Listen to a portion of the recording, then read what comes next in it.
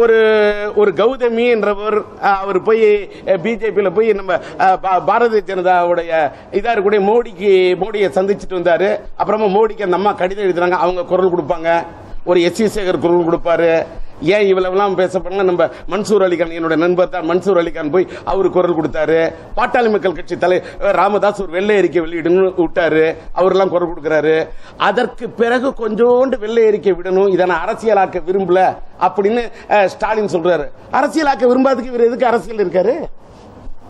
இருங்க, இல்ல இல்ல இந்த டயலாக்கே தப்பு, வேற சொல்லணும், வேற காரணம் சொல்லுங்க. நான் இதை அரசியலாக்க விரும்பலன்னா எதுக்கு ஒரு அரசியல் கட்சி தலைவர், எதுக்கு அரசியலமைப்பு சட்டம்?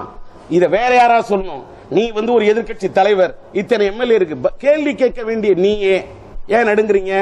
அப்ப பாட்டாளி மக்கள் கட்சி ராமதாஸ் பேசினார், அவராது வெள்ளை அறிக்கை வேணும். அதுக்கப்புறம் இவர் கொஞ்சோண்டு வெள்ளை அறிக்கை, அப்புறமா கொஞ்ச நாள் கழிச்சு ஜி.கே. வாசன்.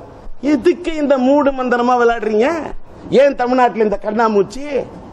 எல்லாரும் ஏன் உடனே நீங்க நான் ஏன் கேட்கணும்?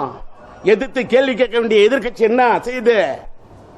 என்ன செய்து கோட்டையில எதிர்கட்சின்னு சொல்லக்கூடிய கோபாலபுரம் என்ன செய்து? ஜல்லிக்கட்டு பிரச்சனையிலே மத்திய அரசு ஒரு தலையிட்டு, மத்திய அரசு ஒரு முடிவு உங்கள் கையில் தான் இருக்கிறது, ஒத்துக்கொள்கிறோம், பேரு நீங்களே வாங்கிங்க, சரி எடுங்கள் சரியான முடிவு. எங்களுக்கு தமிழ்நாட்டுக்கு ஜல்லிக்கட்டு பிரச்சனை வேண்டும் ஒரு விடிவு. ஒரு தமிழனோட ஒரு வீரமிக்க பாரம்பரியமிக்க விளையாட்டு, உலகத்திலே தலை நிமித்தி சொல்லக்கூடிய ஒரு விளையாட்டு, அப்படி இந்த புறநானூற்று வீரத்தை வெளியே சொல்லக்கூடிய ஒரு விளையாட்டு, இந்த பாரம்பரிய விளையாட்டை தடை செய்கிறார்கள் என்று சொன்னால் நீங்க எங்களுக்கெல்லாம் யாரு? நாங்கெல்லாம் போராடுறோம். இப்ப எங்களுடைய லட்சிய திராவிட முன்னேற்ற கழகத்தின் சார்பாக கூட மதுரை புறநகர் மாவட்ட செயலாளர் கர்ணன் இப்ப போன் பண்ணாரு. நாங்க 3ஆம் தேதி அவங்க போராடணும், 4 கேட்டோம், 5 கேட்டோம், 6ஆம் தேதி 7ஆம் தேதி தான் தேதி கிடைச்சிருக்கு.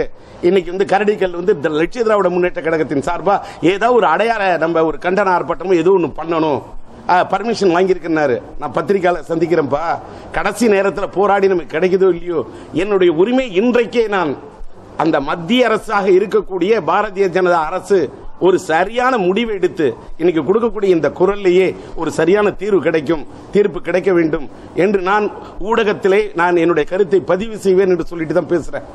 என்னை பொறுத்த வரைக்கும் ஏதா இருந்தாலும் ஒரு ஸ்டாண்ட் எடுக்க மாட்டோம். லட்சிய திமுக 2017 எங்களுடைய லட்சிய திமுக இன்னைக்கு அரசியல் ஒரு வெற்றிடம் அதுன்றாங்களே, லட்சிய திமுக சார்பில் ஒரு ஸ்பீடான வேகமான விவேகமான அரசியல் களத்தில் நான் இருப்பேன். இந்த கட்சியில வாழ்நாள் உறுப்பினர் ஆயிருக்கீங்களா? 500 ரூபாய் கட்டி நீங்க வாழ்நாள் உறுப்பினர் ஆக முடியாது. பிறகு எதுக்கு இடைநேரத்தில் இருக்கீங்க? நீங்க என் இஷ்டத்துக்கு எங்களை குறை சொல்லலாம் இல்லையா? உங்க இஷ்டத்துக்கு மீம்ஸ் போடுவீங்க, உங்க இஷ்டத்துக்கு அறிக்கை விடுவீங்க, உள்ளதை சொன்னா பூரா கொக்குரோய் கோழி மாதிரி உட்கார்ந்து